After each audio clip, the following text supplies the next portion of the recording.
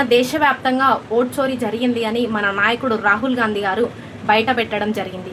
ఈరోజు quota Neelima madam మరియు పవన్ ఖేరే గారికి ఈసీ మీకు 2 ఓట్లున్నాయని నోటీసులు ఇవ్వడం జరిగింది.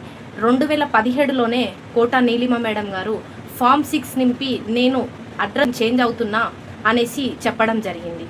కానీ వీళ్ళు చేసింది ఏంటిదంటే ఆ ఓట్ని అలానే ఉంచి కొత్త ఓటు నమోదు చేయడం జరిగింది. 2017లో జరిగిన దానికి ఈరోజు నోటీసులు ఇవ్వడం ఇది ఎంతవరకు కరెక్ట్? ఇన్ని సంవత్సరాల నుండి మీరు ఏం చేసినారు? ఈరోజు మీరు ఇంత ఓట్ చోరీ జరిగిన విషయం మీ అందరికీ తెలిసిందే. మరి మీరు బీజేపీ ఐటీ సెల్ కానీ బీజేపీ నేతలకు కానీ ఇలానే నోటీసులు ఇస్తారా? అంటే ఈసీ కూడా ఎలా పనిచేస్తుందని ఒక్కసారి మీరు అందరూ గమనించండి. బీజేపీ ఎంపీలు దొంగ ఓట్లతో గద్దెక్కిన విషయం మీ అందరికీ తెలిసిందే. ఓటు నమోదు చేయడం మీ వంతే, ఓటు తీసేయడం మీ వంతే. కానీ ఈసీ కూడా బీజేపీ ఐటీ సెల్ చెప్పిన విధంగా ఎందుకు పనిచేస్తున్నారు?